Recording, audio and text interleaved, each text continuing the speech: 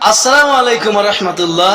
দর্শক, আমি আজকে আসছি আমাদের এই যে আজিজ মোর বাজার, তো এই যে হোটেলে, তো এই যে এখানে যে মানুষ দেখতেছেন, আমি ইসলামিক কিছু প্রশ্ন করব, দেখবো কিরকম উত্তর দেয়। আপনারা ভিডিওর সাথে থাকেন।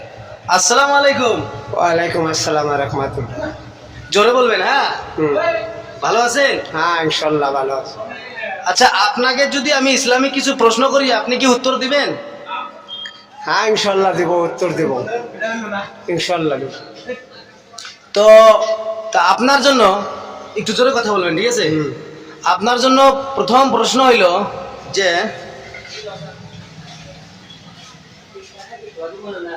আমাদের আমাদের ইসলামের প্রথম মুয়াজ্জিন কে ছিলেন? একটু ভেবেচিন্তে বলবেন, ঠিক আছে? আপনার জন্য সময় আছে। মুয়াজ্জিন মুয়াজ্জিন তো ভাবেন, আপনি ভাবেন। হ্যাঁ, ভাবা লাগবো, ভাবতে লাগবো। আপনার জন্য সময় আছে। মুয়াজ্জিন তো ছিল আপনার,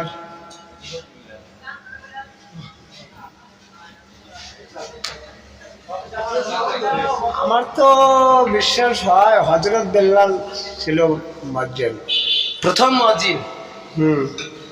আপনি কি শিওর? এটা শিওর করে বলেন যে এটাই? হ্যাঁ, ইনশাল্লাহ শিওর বললাম আমি, এটাই।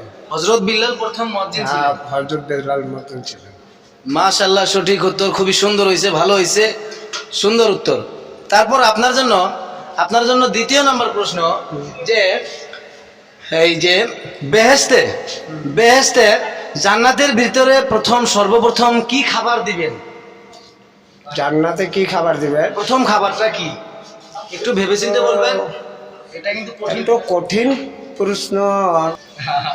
ইনশাল্লাহ চেষ্টা করি, আমি বলতে পারি।